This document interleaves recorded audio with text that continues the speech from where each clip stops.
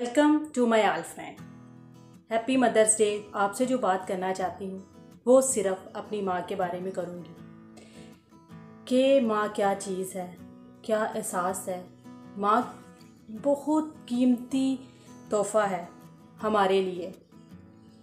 मेरी माँ इस दुनिया में नहीं है, लेकिन मुझे ऐसा लगता है हर पल हर दम कि जैसे वो मेरे साथ है। कभी मैं टूटने लगती हूँ तो वो मुझे टूटने से, बिखरने से बचा लेती है। वो मेरे दर्द को संभाल लेती है। माँ एक ऐसी चीज़ है, अपनी तकलीफ़ को भूलकर हमारी तकलीफ़ को अहमियत देती है। माँ एक ऐसी चीज़ है।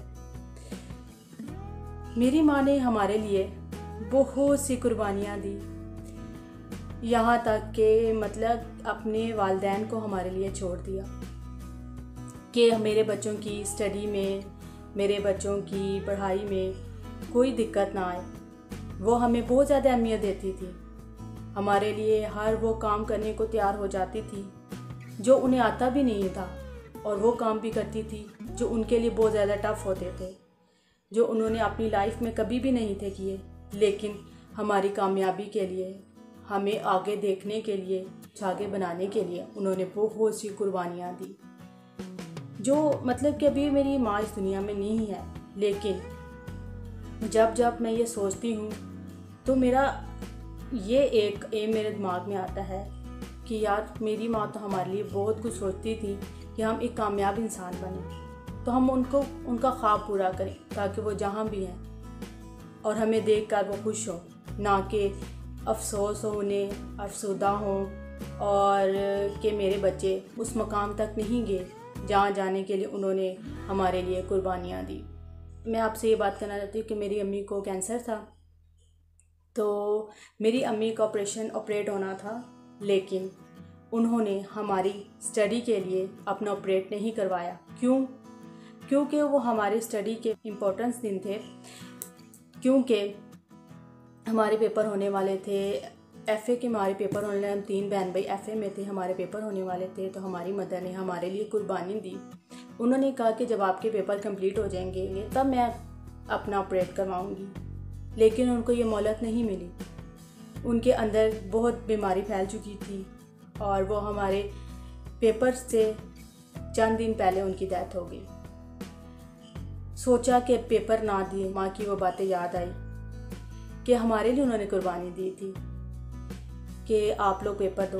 तो हम लोगों ने पेपर दिए अपनी माँ का ख्वाब पूरा करने के लिए। आज मैं जो भी हूँ, जिस मकाम पे भी हूँ, सिर्फ अपनी माँ की वजह से हूँ। जब मैं थोड़ी सी भी हिम्मत मुझ में टूटने लगती है तो मेरी माँ की बातें मुझे याद आ जाती हैं कि वो अपनी लाइफ में कभी भी हिम्मत नहीं थी हारती, हमेशा आगे बढ़ने की जुस्तजू करती रहती थी। तो मैं वहाँ से, मुझे अपनी माँ से बहुत ज़्यादा मोटिवेशन मिली और मैं अपनी लाइफ को कभी भी वहाँ वेस्ट नहीं करूँगी जहाँ मेरी लाइफ में नाकामी हो और मुझे ठोकरें मिलें। मैं हमेशा अपनी माँ के बताए हुए सच्चे और अच्छे रास्ते पर चलना चाहूँगी। एक माँ ही होती है जो अपने बच्चों को अच्छी तरबियत करती है।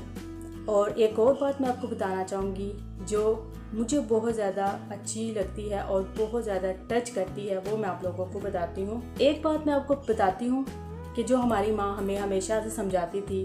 हम 4 बहन भाई थे और छोटे छोटे थे, तो माँ हमेशा से हमें ये समझाती थी कि तुम सब बहन भाई ने हमेशा एक साथ रहना है। शायद उन्हें पता था कि वो इस दुनिया में नहीं रहेंगी। जब हम जवान होंगे, हम बड़े होंगे, तो हम बहन भाई एक दूसरे का सहारा बनेंगे। तो अभी भी जब हम टूटने लगते हैं, जब हमें कोई तकलीफ़ होती है, तो चारों बहन भाई में से कोई एक आगे हाथ बढ़ा देता है और सबको संभाल लेता है, क्योंकि यही होता है एक रिश्ता, मज़बूत रिश्ता होता है जो माँ बाप के बाद बहन भाइयों का होता है।